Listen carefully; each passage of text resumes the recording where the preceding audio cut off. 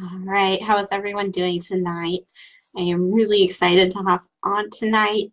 I just want to take a minute to introduce myself again for people who are new to the group. I am Natasha Nirvana, and I am a spiritual business coach. I help light workers and healers, psychics, anybody who classifies themselves in that category to design a business, a successful business that they are aligned with and that is aligned with their truth so that they can confidently share their intuitive gifts and create the impact in the world that they are meant for. And that's a new shift for me. I'm really excited about it, just being really clear about wanting to help people start their spiritual businesses. I've been in a spiritual business. I've been practicing Reiki for over 7 years, and I'm now a Reiki master teacher as well.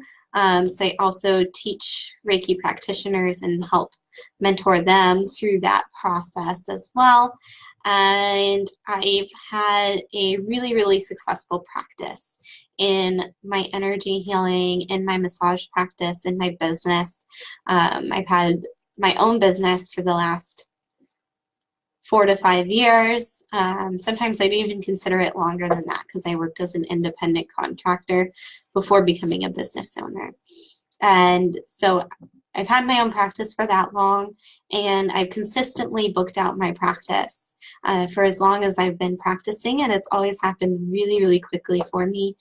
And now I want to help other people to do that as well, to reach other people and impact other people, so it's kind of like the compounding ripple effect. And that is something that I'm really, really excited about, to see other healers and just growing and sharing this gift of energy healing with other people. And so tonight, we want to talk about a bit about embracing your intuitive gifts, because as a light worker, as an energy healer, or maybe you're not considering yourself that yet if you're in the group. Any of us, whether we are light workers or energy healers, we all have intuitive gifts. And it's really important for us to embrace that. And if you are in this group, I know for sure you have intuitive gifts because you consider yourself a spiritual person. We all have intuitive gifts, and I will go over those just a little bit, but you can always research more. Research is great. So there's 4 main intuitive gifts, and it's really important to focus on building the ones that are naturally gifts for you, because you're going to be able to develop those so much quicker if it's a natural gift for you, and then other ones will start to open up as well. So you have the 4 main intuitive gifts. You have clairvoyance, clairaudience, clairsentience, and claircognizance. We'll go back over those 4. So clairvoyance is seeing. So some people who are clairvoyant will see auras, they will see lights. They are very visual people, so they tend to move towards being an artist. And so they will have very vivid dreams. They can sometimes see energy physically. Sometimes we see it in our mind's eye. So if you close your eyes and just create a picture in your mind, that is visualization. That is working with clairvoyance. And so that is a little bit about clairvoyance. Clairaudience is being able to hear your higher self or spirit or your spirit guides, and it comes through as a really clear voice. And so for me, one of the clairaudient experiences I had was when I opened my healing center. I was on a spiritual journey in Mount Shasta, and we were in meditation, and I just heard this voice clear as day tell me, "You are going to open a healing center." And I remember sitting there and like, "You're crazy, what does that mean?" but it was so crystal clear. And I knew it wasn't something that I had come up with. It was something brand new into my being. And so that for me was a clairaudient experience. Hi, Lauren. Another,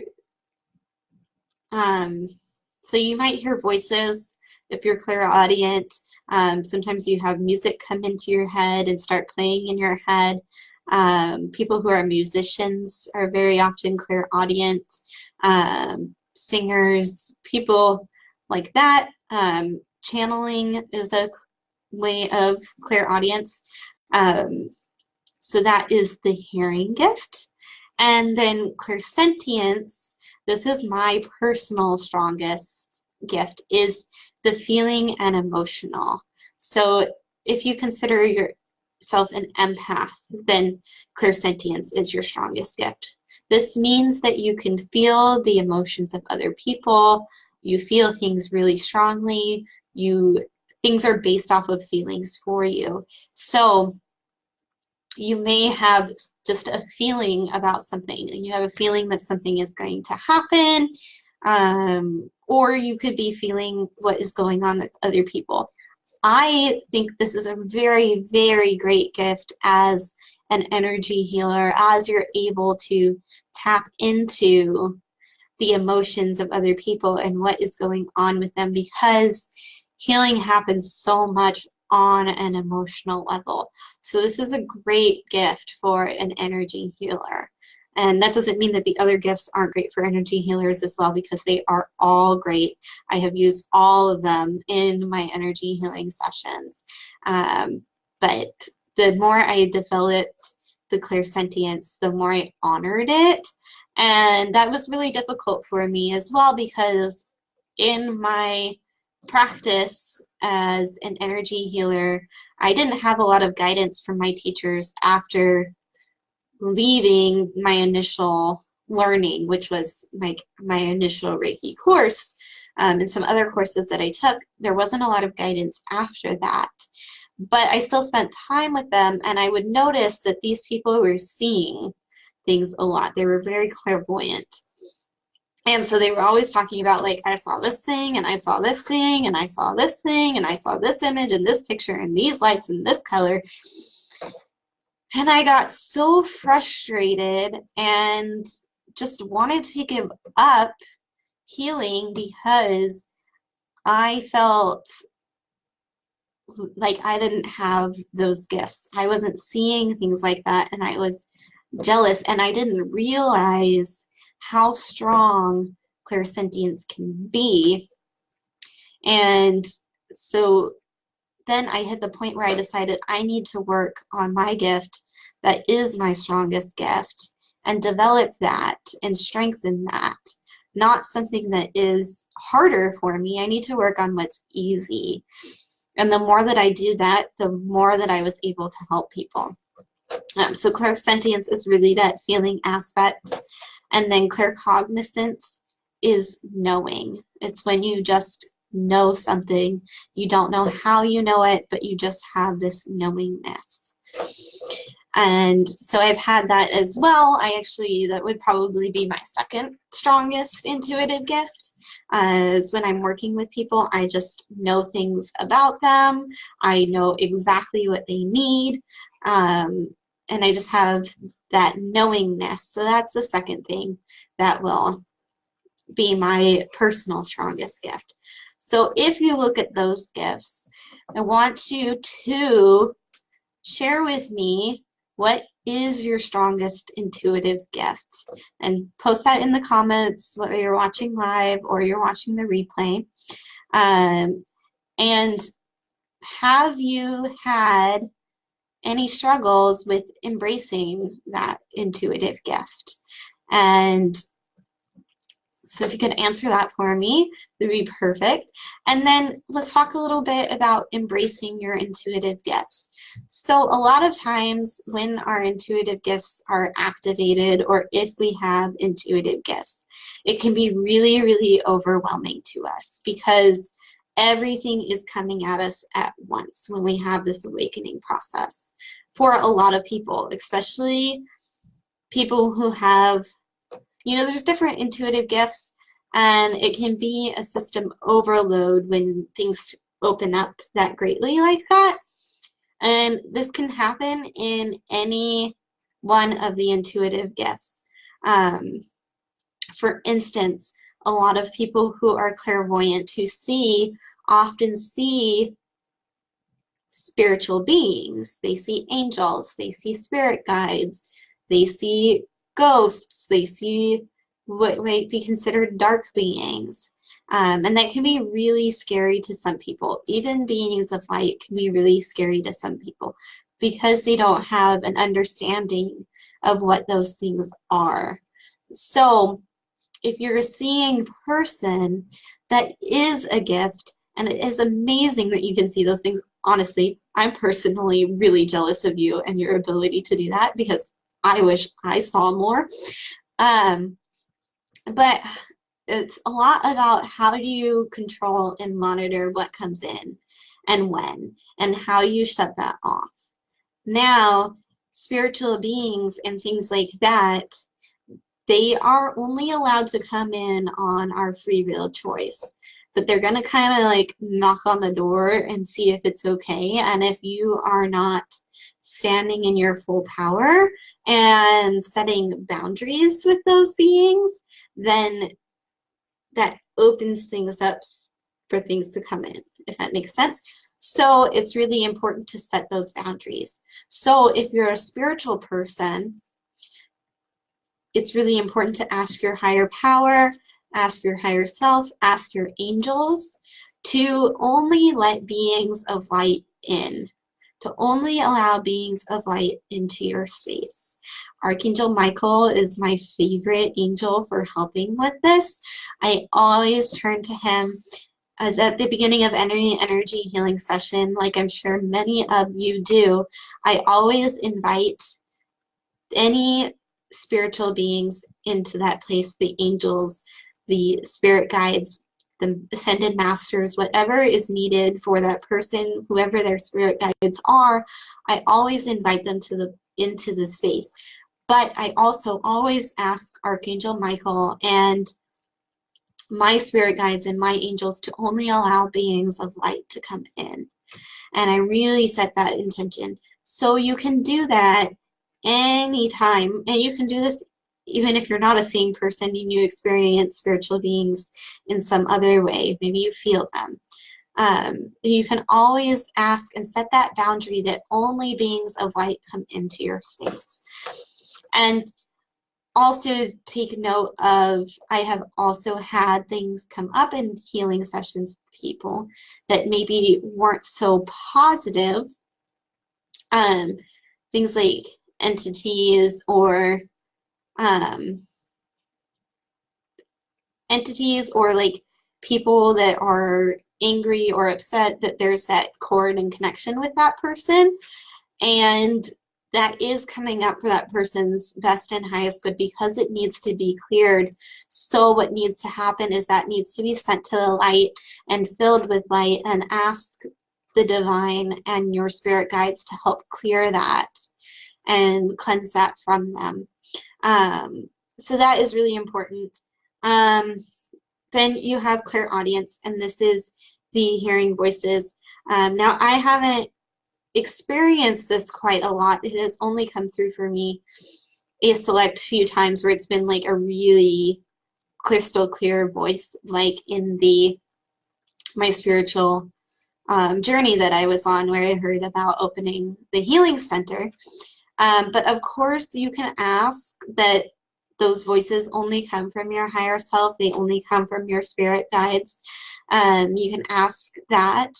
I would love to hear tips from people who do consider themselves clairaudient about how you have grown that, and how you build that. Is that one is for me not the strongest one, and I haven't focused a lot on building that one.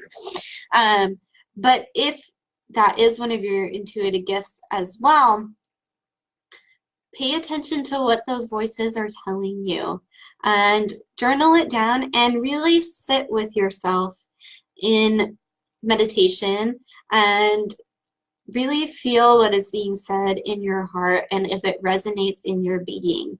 It's going to help you a lot with knowing whether this is really like a voice that is a good, positive thing, or if this is something that is more uncomfortable, that is maybe something a little more scary that you need to ask to bring light in and clear that.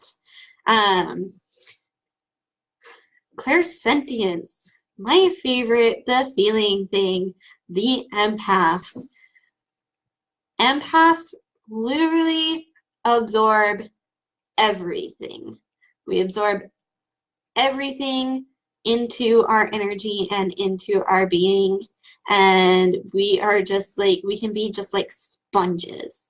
The way to embrace your intuitive gift as an empath, as a clairsentient being, is to work on and build your own energy up. So do things to take care of yourself. Taking care of your own energy is really, really important. So spend time taking Epsom salt baths. Spend time journaling. Spend time in nature. Make a list of the things that you love to do and spend time doing them. Spend time in alone time. Give yourself permission to do what you need to do to build up your energy, because the stronger your energy is, the stronger your boundaries are, the less people are going to suck off of your own energy. So that is really important. And then as a healer, if you want to grow the clairsentient gift, if you want to grow your healing gifts, allow times to tap into those things. I am very selective about when I allow myself to feel other people's things. And sometimes I absorb things unintentionally and I have to go and do my clearing process. But I'm very selective about when I really choose to feel what other people are feeling. And 95% of the time that is in a healing session when I am working with somebody, or when I am working with somebody one-on-one, when I'm speaking with somebody one-on-one. That is really when I tap into that gift. And that is a perfect time for you to grow that gift.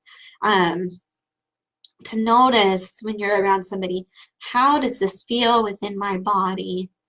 What are they feeling? For me, I started with massage therapy, and my massage clients always asked what made my massage different. And it was my clairsentient abilities, because when my client would feel pain in their body, I would feel pain in my body as I was working on them, exactly where they were feeling that pain. And so I was able, without them telling me, to pinpoint exactly where their pain was and work on it and release and ease tension in the body. Now I do that with my energy healing as well. I tune into and feel into their body, and where is their body holding pain and tension? Where does their body need the most work right now? What chakra? I feel into the chakra system, and what chakras need the most work right now? What emotions are being stored in the chakras? So I tune into that and feel into that. And it really is a gift, because you can learn so much about people through this. And it becomes an asset in your interactions with people. And of course, this can be done in other careers as well. So if you are maybe a coach working one-on-one with somebody and you're empathic, when you're talking to them, you can feel, give time for things to process and really listen to your client and give time for things to process and work through their emotional stuff with them, because our emotional stuff blocks us a lot. It's so much deeper than just the thoughts and the mental things. It's also the feelings and emotions that can block us. On a side note about the thinking things, if you are a clairaudient person, you can also often hear what other people are thinking is another thing that is a gift from the clairaudient people. And then the claircognizance, the knowing gift. I hit the point with this gift where I knew it was one of my strongest gifts, and I started thinking about, how do I grow this gift? And what came to me was building more knowledge, learning more, putting more into my brain bank, so that when I was working with people, that information could be accessed. Because I really believe that, you know, we can just know things and not know why we know them, but I also think part of the knowing gift is our brain being able to access information that is in our subconscious, that we already know, that we've already learned. So I also hit the point with my knowingness where I was like, I could just know these things, but how am I going to know something that I have never learned? So that for me was like, I wanted to know so much about the chakra system. So I studied in depth about the chakra system, so that when I was working on someone and their chakras, I could pinpoint exactly what was going on in that chakra, exactly what experience happened with that person, to then create that thought or belief system. And of course, that's not always 100% accurate, but I always ask questions, and it helps me to dig to the bottom of what is happening there. So that is about the intuitive gifts. It's about growing them and embracing them. Really, really, it's important to love yourself for all these things that you are. They are all gifts, and love them. Don't try and stray away from them. Try to learn more about them and grow them, and learn how to filter them so that you're not overwhelming yourself with like sensory overload with these things. Also really important. Yeah, so we talked about the different intuitive gifts. We talked about clairvoyance, clairaudience, clairsentience, claircognizance, and embracing each of those intuitive gifts. And yes, if you're watching the replay, comment and let me know that you watched the replay. And what else? Anything else?